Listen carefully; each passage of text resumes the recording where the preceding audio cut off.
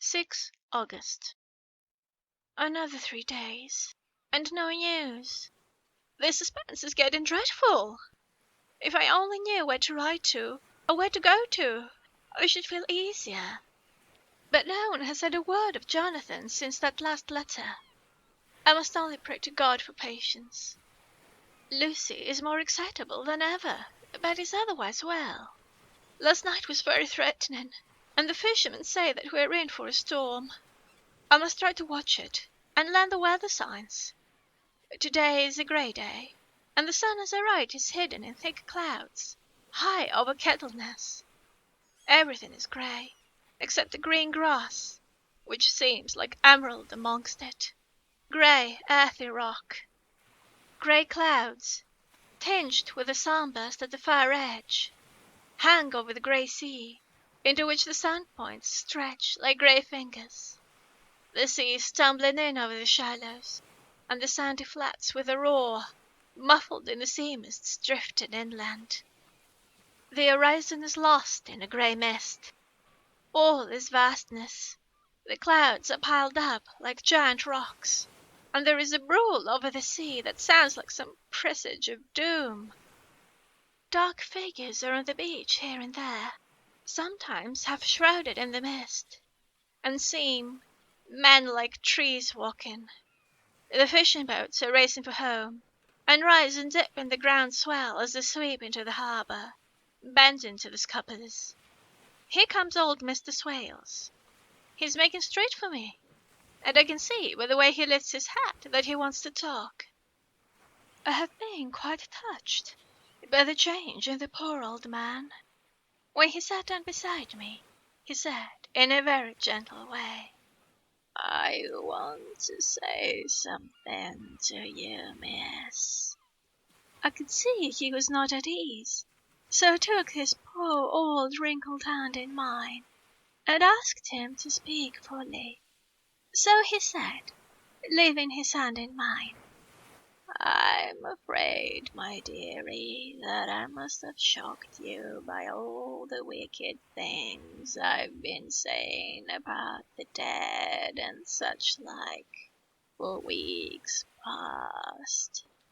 But I didn't mean them, and I want you to remember that when I'm gone.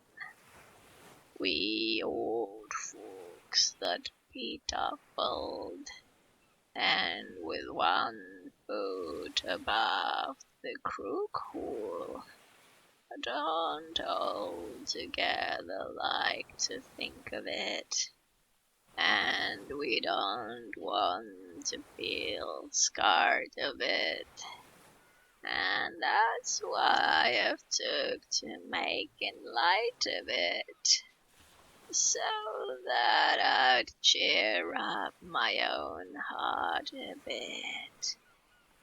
But, Lord love ye, miss, I ain't afraid of dying, not a bit. Only I don't want to die if I can help it. My time must be nigh at hand now, for I be old, and 100 years is too much for any man to expect, and I'm so nigh it that the old man is already wetting his scythe. You see, I can get out of the habit of chafing about it all at once. The shafts will wag as they be used to. Some day soon the angel of death will sound his trumpet for me.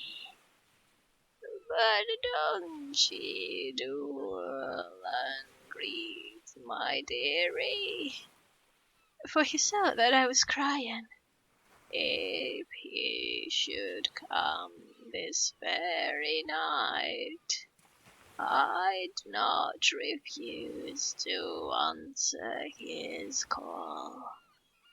For life be, after all, only waiting for something else than what we're doing, and death be all that we can rightly depend on.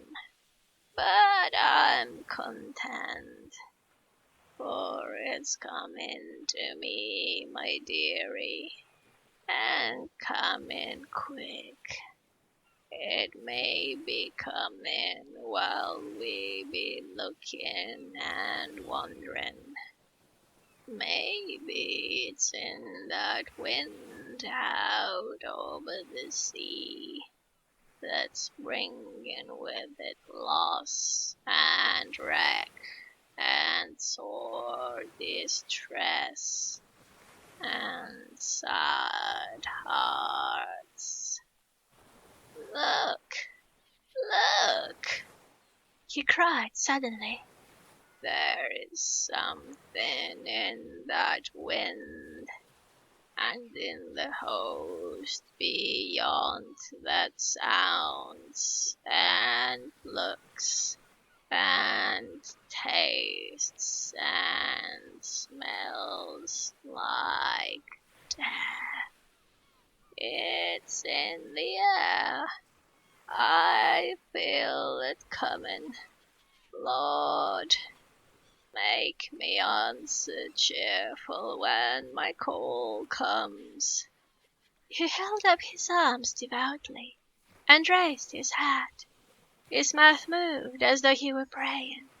After a few minutes' silence, he got up, shook hands with me, and blessed me, and said good-bye, and hobbled off. It all touched me, and upset me very much. I was glad when the coastguard came along. With his spy-glass under his arm, he stopped to talk with me, as he always does, but all the time kept looking at the strange ship. "I can't make her out," he said. "She's a Russian by the look of her, but she's knocking about in the queerest way. She doesn't know her mind a bit. She seems to see the storm coming, but can't decide whether to run up north in the open, or to put in here. Look there again. She is steered mighty strangely, for she doesn't mind the hand on the wheel. Changes about with every puff of wind. We'll hear more of her before this time tomorrow."